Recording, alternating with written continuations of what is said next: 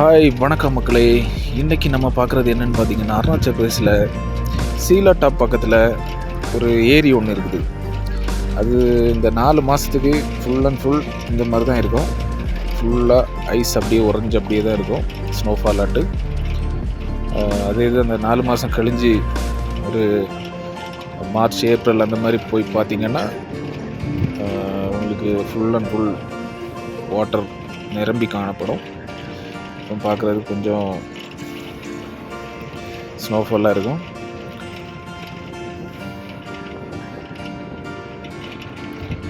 இதை தான் நான் ஒரு விசிட் போடக்காண்டு வந்திருந்தேன்.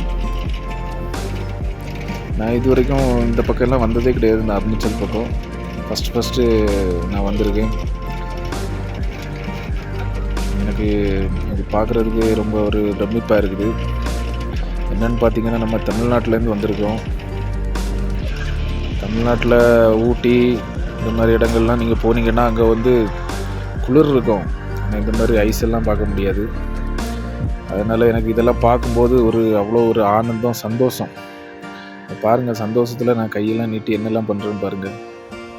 அப்படி எனக்கு ஒரு மகிழ்ச்சி பார்க்குறதுக்கு.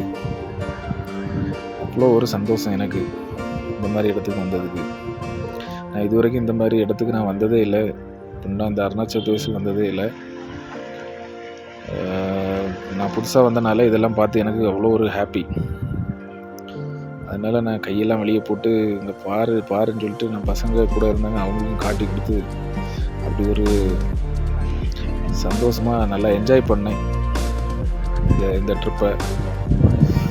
அவ்வளோ ஒரு ஹாப்பினஸ்ஸு. பாருங்கள், அது அந்த சைடில் இருக்க எல்லாமே ஃபுல்லாக அந்த அருவி தான், அந்த ஏரி தான்.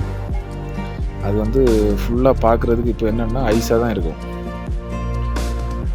ஒரு 4 மாதம் கழிஞ்சு மார்ச் ஏப்ரல் அந்த மாதிரி போனீங்கன்னா கொஞ்சம் ஸ்னோபால்லாம் கம்மியாயிரும். பார்க்குறதுக்கு தண்ணி வாட்டர் ஃபுல்லாக இருக்கும், நல்லா இருக்கும். இப்போவும் நல்லா தான் இருக்குது. பட் அந்த டைம் போனீங்கன்னா தண்ணியாக இருக்கும். ஓகே மக்களே, நம்ம அடுத்த ஒரு வீடியோவில் சந்திப்போம். நம்ம சேனலை சப்ஸ்கிரைப் பண்ணுங்கள், சப்போர்ட் பண்ணுங்கள்.